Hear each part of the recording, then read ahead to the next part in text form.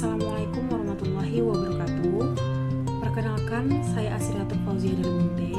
Saya adalah peserta Latsar CPNS Kementerian Agama tahun 2025. Di video kali ini saya akan sedikit menjelaskan terkait analisis isu manajemen ASN dan Smart ASN pada unit kerja Satuan Pengawas Internal UIN Sumatera Utara. Untuk lebih jelasnya, saya akan tayangkan dalam bentuk paparan berikut ini. Baik, dalam video ini saya akan menjelaskan sedikit tentang analisis isu manajemen ASN dan Smart ASN pada unit kerja Satuan Pengawas Internal UIN Sumatera Utara. Kali ini saya menarik 3 isu yang sedang berkembang. Yang pertama, terkait penerapan standar audit atau review yang belum jelas dan terperinci. Dalam hal ini, keterlambatan pelaporan kegiatan atau keuangan yang menghambat review. Yang kedua, ketiadaan kriteria evaluasi yang spesifik dalam review kinerja program. Dan yang ketiga adalah pertanggungjawaban kegiatan yang tidak lengkap atau fiktif. Keterkaitan isu dengan substansi dari manajemen ASN dan Smart ASN ini adalah ketika standar audit atau review tidak jelas, maka manajemen ASN menjadi tidak berbasis kinerja, tidak akuntabel, dan sulit untuk mendorong perubahan budaya kerja. Maka, hal ini secara langsung menghambat pencapaian profil ASN yang smart dan memperlemah integritas serta profesionalisme birokrasi. Dari isu yang saya angkat, tahapan selanjutnya adalah penilaian kualitas. Dalam hal ini, saya menggunakan metode USG, yaitu urgency, seriousness, and growth. Dalam hal ini, 3 isu yang saya pilih akan kita telaah dalam metode USG. Yang pertama, keterlambatan pelaporan kegiatan atau keuangan yang menghambat review. Kita berikan poin 5, di mana dalam hal ini mengganggu siklus pelaporan dan review berkala. Kemudian dari sisi seriousness, kita berikan poin 4, dalam hal ini menghambat konsolidasi dan pengambilan keputusan. Selanjutnya dari sisi growth, kita berikan poin 4, dalam hal ini berpotensi menjadi kebiasaan dan merusak disiplin pelaporan. Selanjutnya untuk isu kedua, terkait ketiadaan kriteria evaluasi yang spesifik dalam review kinerja program.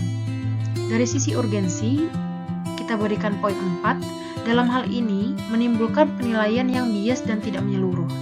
Kemudian dari sisi seriousness, kita berikan poin 5, dalam hal ini menyebabkan pemborosan dan kegagalan capai outcome. Dan yang terakhir dari sisi growth, kita berikan poin 5, di mana dalam hal ini akan terus memperburuk kualitas penggunaan anggaran. Selanjutnya isu yang ketiga, yaitu pertanggungjawaban kegiatan yang tidak lengkap atau fiktif. Dari sisi urgensi, kita berikan poin 5, dalam hal ini potensi pelanggaran hukum dan integritas ASN. Dari sisi seriousness, kita berikan poin 5, di mana dalam hal ini dapat merusak kredibilitas lembaga dan rawan temuan dari BPK. Dan dari sisi growth dapat berpotensi dalam praktik korupsi.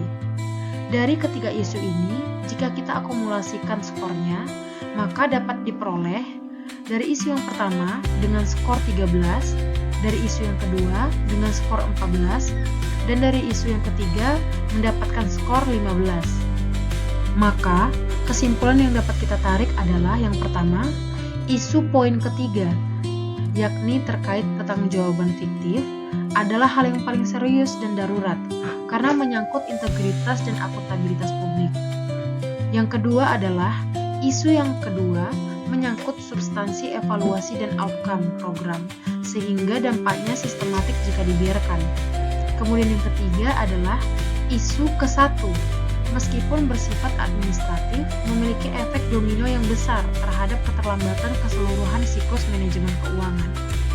Maka, dari kesimpulan yang kita tarik, isu yang paling tepat untuk kita telaah dalam analisis kali ini adalah terkait pertanggungjawaban kegiatan yang tidak lengkap ataupun fiktif. Selanjutnya, setelah kita menentukan isu mana yang paling tepat untuk dianalisis, kita akan melakukan teknik analisis masalah. Dalam hal ini saya menggunakan metode diagram fishbone, di mana dalam metode ini ada 6 kategori yang dijadikan sebagai dasar pengukuran untuk menilai akar dari suatu masalah. Poin pertama untuk kategorinya dinilai dari kategori people atau dari sisi SDM dan manusia. Yang kedua, dari segi metode atau prosedur. Yang ketiga adalah dari sisi material, yaitu berupa data ataupun dokumen. Yang keempat, dari sisi mesin ataupun teknologi dan alat bantu yang digunakan. Yang kelima, itu ada dari sisi manajemen. Dan yang keenam, dari sisi environment atau lingkungan kerja. Maka, dari 6 kategori yang kita pelajari barusan, dapat kita tampilkan diagram fishbone pada layar, di mana hal ini merupakan telaahan yang sekiranya menjadi dasar dari akar masalah dari isu yang kita angkat, yakni pertanggungjawaban kegiatan yang tidak lengkap ataupun fiktif. Mari kita telaah sama-sama. Dari segi kategori people atau manusia, ada 3 poin yang menjadi akar masalah. Yang pertama, bisa jadi kurangnya pemahaman staf tentang pentingnya akuntabilitas dan kelengkapan dokumen. Yang kedua, petugas keuangan yang tidak kompeten dalam menyusun laporan pertanggungjawaban. Yang ketiga, kurangnya pengawasan dari atasan langsung terhadap staf penyusun laporan. Dari sisi metode ataupun prosedur, poin pertama adalah tidak tersedianya SOP pertanggungjawaban kegiatan yang rinci dan baku. Yang kedua, tidak ada mekanisme validasi internal sebelum laporan dikirim ke auditor. Yang ketiga, tidak ada checklist dokumen wajib, misalnya seperti notulen, daftar hadir asli, ataupun bukti bayar yang sah. Kemudian dari sisi material ataupun data seperti dokumen, bisa kita lihat yang pertama, dokumen pendukung kegiatan yang tidak otentik seperti fotokopi, nota tanpa stempel, ataupun tanda lunas. Yang kedua, bisa jadi dikarenakan format dokumen pertanggungjawaban tidak seragam antar unit kerja. Kemudian jika kita lihat dari sisi environment atau lingkungan kerja, yang pertama, bisa jadi lingkungan kerja permisif terhadap laporan tidak akuntabel. Yang kedua, kurangnya komunikasi antar unit keuangan dan pelaksana kegiatan. Dan yang ketiga, tidak ada budaya klarifikasi atau koreksi jika terjadi kesalahan dokumen. Kalau kita lihat dari sisi manajemen, yang pertama bisa jadi pimpinan tidak melakukan monitoring atau approval akhir terhadap dokumen laporan kegiatan. Selanjutnya adalah lemahnya budaya integritas di lingkungan kerja. Ada juga kinerja pelaporan yang tidak menjadi bagian dari evaluasi individu atau tim. Kemudian dari sisi mesin, yaitu berupa teknologi dan alat bantu. Yang pertama, belum menggunakan sistem digitalisasi pertanggungjawaban yang memverifikasi dokumen secara otomatis. Yang kedua, tidak adanya pemindai dokumen validasi seperti QR code ataupun tanda tangan digital. Dan yang terakhir adalah dokumen yang mungkin masih dikelola secara manual, sehingga hal ini rentan terhadap manipulasi ataupun pemalsuan. Maka, dari diagram fishbone akar masalah ini, selanjutnya kita dapat memberikan solusi-solusi yang sekiranya dapat menjadi bahan pertimbangan untuk masa depan yang dapat membantu dalam menyelesaikan masalah tersebut. Yang pertama, kalau kita lihat dari sisi people atau manusianya, beberapa solusi kreatif yang sekiranya bisa kita berikan. Yang pertama adalah membuat audit simulation games. Nah, ini merupakan pelatihan dengan model permainan di mana simulasi audit untuk meningkatkan pemahaman dan respon terhadap kasus nyata. Yang kedua, ada mentorship antar staf. Hal ini merupakan bentuk coaching klinik berkala antara staf pelaksana dan auditor senior. Kemudian yang kedua, dari sisi metode atau prosedur, salah satu solusi yang bisa kita berikan adalah membuat Smart SOP Builder, yaitu platform digital untuk menyusun SOP interaktif yang berbasis dengan input unit kerja. Yang kedua, kita mungkin bisa membuat checklist otomatis. Hal ini berupa template laporan digital yang hanya bisa dikirim jika semua dokumen wajib sudah diunggah.